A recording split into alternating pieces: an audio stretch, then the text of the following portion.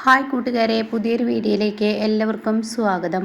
അങ്ങനെ നന്ദിനി ഇനി മലക്ക് പോകാൻ ഒരുങ്ങണം കേട്ടോ. ഈ സമയം അവിടെ യതീന്ദ്രൻ പറയുന്നുണ്ട്, എൻ്റെ മകനെ കുറിച്ച് ഇപ്പോൾ അഭിമാനമാണ് തോന്നുന്നത്. വരുന്നവരെല്ലാവരും പറയുന്നു ഇത്രയും നല്ലൊരു മകനെ കിട്ടിയത് നിൻ്റെ പുണ്യമാണെന്ന്. എന്നാൽ ഇപ്പോൾ എനിക്ക് അഭിമാനം. എന്താ ഡാഡി ഇങ്ങനെയൊക്കെ പറയുന്നത്?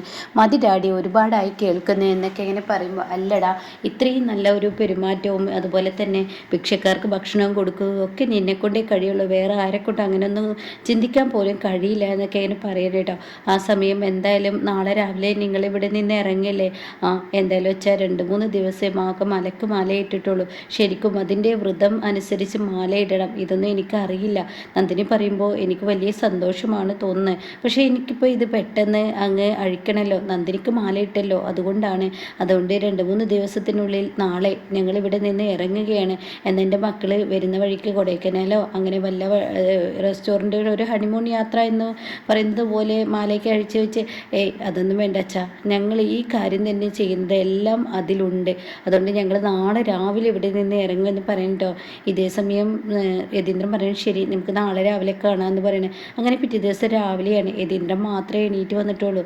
അങ്ങനെ ഈ പറയുന്ന മണിയും അതുപോലെ തന്നെ നന്ദിനിയും സൂര്യയും കൂടി അവിടെ നിന്നും ആ ഒരു ഇതൊക്കെ എടുത്ത് അവിടെ നിന്ന് ഇറങ്ങാൻ കേട്ടോ. പോകുന്ന വഴിക്ക് സൂര്യയോട് പറയുന്നുണ്ട്, ഇനി വാഹനമായി പോകുമ്പോൾ പതിയെ പോയാൽ മതി, തിരക്ക് പിടിച്ച് പോകണ്ട എന്നൊക്കെ ഇങ്ങനെ പറയുന്നുണ്ട് കേട്ടോ. ഇല്ല, ഞാനുള്ളത് കൊണ്ട് ഇത് പതിയെ ഓടിക്കുള്ളൂ എന്ന് മണിയും തിരിച്ച് പറയുന്നുണ്ട് കേട്ടോ. അങ്ങനെ പിന്നീട് ഇവർ യാത്രയാവുകയാണ്. എന്നാൽ ഈ സമയം നേരം വെളുത്ത് നീട്ടി വന്നപ്പോൾ വേദ പറയാണ്, അമ്മേ, ഇന്ന് ഏട്ടൻ മലക്ക് പോയെന്ന്. അത് വിശ്വസിക്കാനാവാതെ പത്മ ഓടി വന്നിട്ട് യതീന്ദ്രനോട് ചോദിക്കുകയാണ്, എൻ്റെ മകൻ മലക്ക് പോയത് നിങ്ങൾ പറഞ്ഞോ? ഇത് എന്ത് മലക്ക് പോലെ? സാധാരണ മലക്കെന്ന് പറയുമ്പോൾ 40-48 ദിവസം അതിൻ്റെ വ്രതവും കാര്യങ്ങളൊക്കെ കഴിഞ്ഞിട്ടാണ് മലക്ക് പോവുക. ഇത് 2 ദിവസം അവന് മാലയിട്ടുള്ളൂ. 3-ന് അവർ ഇവിടെ നിന്ന് പടിയിറങ്ങുകയും ചെയ്തു. അത് പിന്നെ നന്ദിനിക്ക് അവന് മാലയിട്ടില്ലേ. അപ്പോൾ അതുകൊണ്ട് പെട്ടെന്ന് പോകണം, അത് അഴിച്ചു വെക്കണം, അത് അതിൻ്റേതായ ആ ചുറ്റുവട്ടത്തോടു കൂടി ചെയ്യേണ്ട കാര്യങ്ങളല്ലേ. അപ്പോൾ അവളൊരു പെണ്ണല്ലേ എന്നൊക്കെ ഇങ്ങനെ പറയണം കേട്ടോ. എവിടെയും കേൾക്കാത്ത കേട്ട് മലക്ക് മാലയിട്ടപ്പോൾ എനിക്കൊരുപാട് സന്തോഷമായി.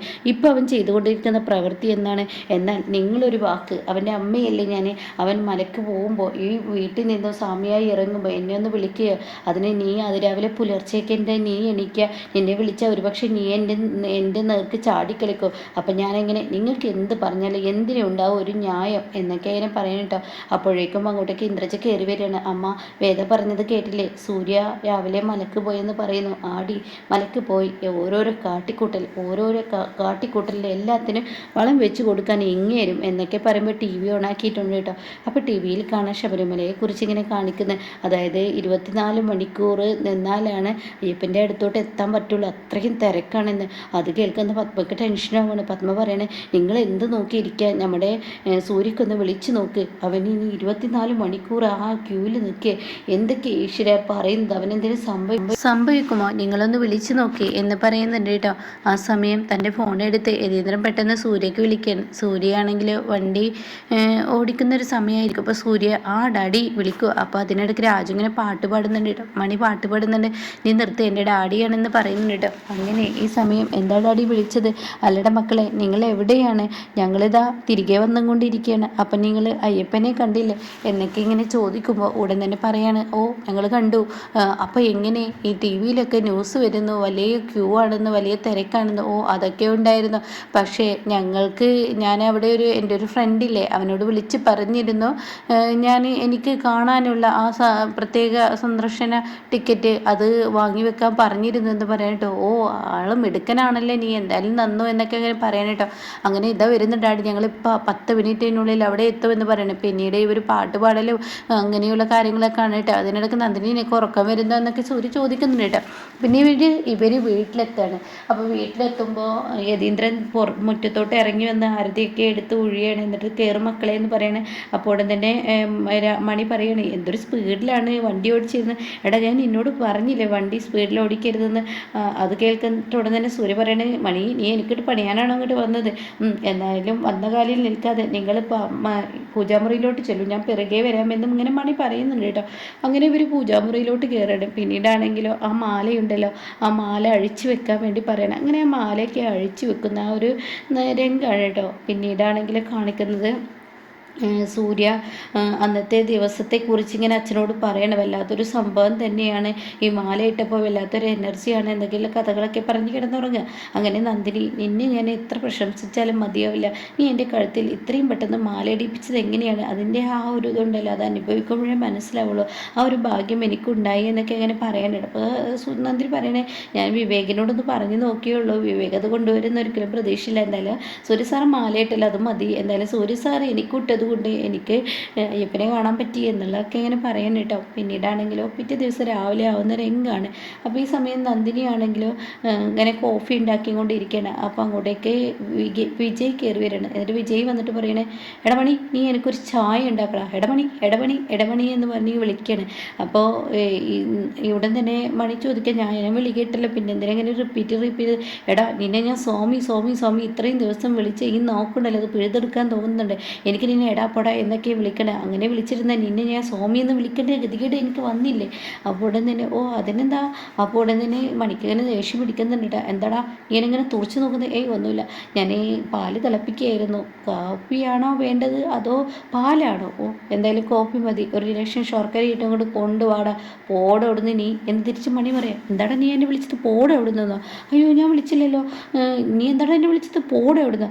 അങ്ങനെ മണിയുടെ അടുത്തോട്ട് വിജയ് ചെല്ലുമ്പോൾ കത്തി കയ്യിലുണ്ടാവും കേട്ടോ. അതെന്തിനാടാ നീ കത്തി കൈ പിടിച്ചിരിക്കുന്നത്, എനിക്ക് നീ സ്വാമി ദേഹത്ത് കയറി. അത് കേട്ടോടെ അയ്യോ അതല്ല, ഇത് പച്ചക്കറി കട്ട് ചെയ്യാൻ വേണ്ടിയായിരുന്നു, എന്ന് കോഫി ഇങ്ങോട്ട് കൊണ്ടുപോട്ടോ എന്ന് പറയണേ. പിന്നീട് നന്ദിനി സൂര്യക്കുള്ള കോഫിയുമായി പോവാണ്. അപ്പോൾ സൂര്യ നല്ല ഉറക്കത്തിലാണ്, സൂര്യ സാറേ എന്ന് പറഞ്ഞ് വിളിക്കുന്നുണ്ട്. അങ്ങനെ സൂര്യ പതിയെ എണീക്കണത്, ഈ കോഫി ചൂടോടെ കുടിക്കുക എന്ന് പറയണേ. അപ്പോൾ ഞാൻ എന്നും കുടിക്കുന്ന കോഫിയല്ലേ, എന്നാലും എൻ്റെ നന്ദിനി ഞാൻ നിന്നോട് വീണ്ടും ചോദിക്കുന്നു, വല്ലാത്തൊരു സന്തോഷവും ഒരു ഉന്മേഷമൊക്കെയാണ് കേട്ടോ, ഇന്നലത്തെ യാത്രയും ആ മല കയറലും ഒക്കെ ഇങ്ങനെ പറയണം കേട്ടോ.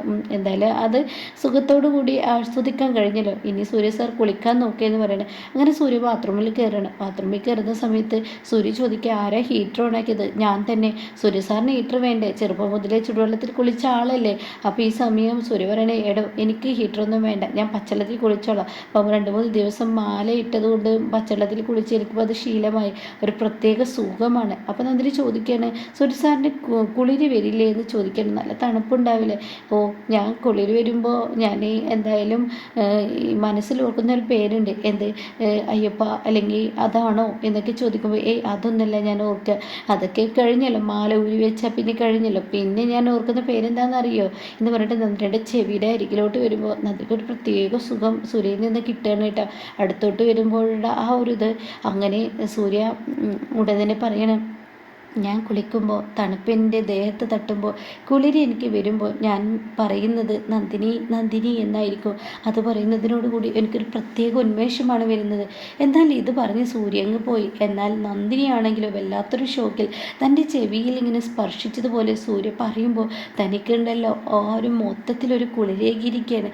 അങ്ങനെ നന്ദിനി പ്രണയത്തിലോട്ട് പോയിരിക്കുകയാണ്. താൻ എന്തോ ഒരുമാതിരി എന്തൊക്കെയോ തൻ്റെ ഉള്ളിൽ ഇങ്ങനെ തോന്നിത്തുടങ്ങുകയാണ്. അങ്ങനെ നന്ദിനി പതിയെ പതിയെ അവിടെയുള്ള വിൻഡോയുടെ അടുത്തോട്ട് പോവാണ്. ആ കർട്ടന് സൈഡിൽ ഇങ്ങനെ നിൽക്കുകയാണ്. എന്നിട്ട് നന്ദിനി ആ കർട്ടൻ ഇങ്ങനെ പിടിച്ച് നിൽക്കുകയാണ്. അപ്പോഴാണ് സൂര്യ കുളി കഴിഞ്ഞ് വരുന്നത്.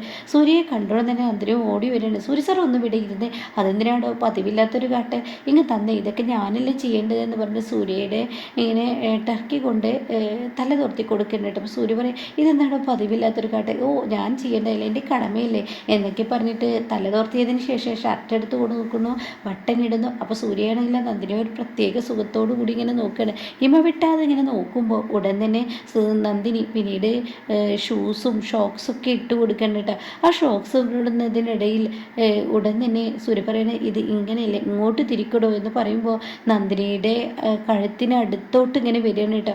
അപ്പോൾ സൂര്യയുടെ കഴുത്തും താടിയൊക്കെ ഇങ്ങനെ വരുമ്പോൾ നന്ദിനി പറയാണ്, അയ്യോ വാതിൽ തുറന്നിട്ടിരിക്കുകയാണ്, എന്താണ് സാറി കാണിക്കുന്നത്, ഇങ്ങനെ വന്ന് എൻ്റെ ദേഹത്ത് അടക്കി പിടിക്കല്ലേ സാർ, എന്തീ കാണിക്കുന്നത്, സാറെന്നെ വിടൂ സാറേ, സാറെന്നെ വിടൂ സാറേ, സാറെന്നെ വിടൂ സാറേ എന്നൊക്കെ പറയുന്നത്. നന്ദിനി ചെറുതായി പകൽക്കിനാവ് കണ്ടതാണ് കേട്ടോ. ആ സമയമാണ് സൂര്യ കയറി വരുന്നത്. അപ്പോൾ നന്ദിനി കർട്ടൻ പിടിച്ചിട്ടാണ് പറയുന്നത്, സാറേ എനിക്ക് നാണമാവുന്നു, ഡോർ തുറന്നിട്ടിരിക്കുകയാണ്, അടക്കാതെയും കണ്ട് സാറ് ഇങ്ങനെയൊക്കെ കാണിക്കുമ്പോൾ എനിക്ക് നാണമാവുന്നു. ഇത് കാണുന്ന സൂര്യ, ഇവൾക്കെന്താ പറ്റിയത്, ഇവളെന്തൊക്കെയാ പറയുന്നത്, നന്ദിനി നിനക്കെന്താ പറ്റി, അയ്യോ എന്നെ തൊടില്ല സാറേ. അപ്പോൾ ഇപ്പുറത്ത് തൊടുമ്പോൾ, അയ്യോ എനിക്ക് നാണം നാണമാകുന്ന സാറേ, എനിക്ക് കുളിര് വരുന്നു സാറേ എന്നൊക്കെ പറയുമ്പോൾ ഉടൻ തന്നെ വീട് നന്ദിനി നന്ദിനി നിനക്കെന്ത് പറ്റിയെന്ന് പറഞ്ഞിട്ട് സൂര്യ കൊട്ടി വിളിക്കുമ്പോൾ ഉടൻ തന്നെ നന്ദിനി കണ്ണു തുറക്കാണ് കേട്ടോ. അയ്യോ നിനക്ക് എന്താണോ പറ്റിയതെന്ന് ചോദിക്കുമ്പോൾ സൂര്യയുടെ മുഖത്ത് നോക്കാൻ പറ്റുന്നില്ല.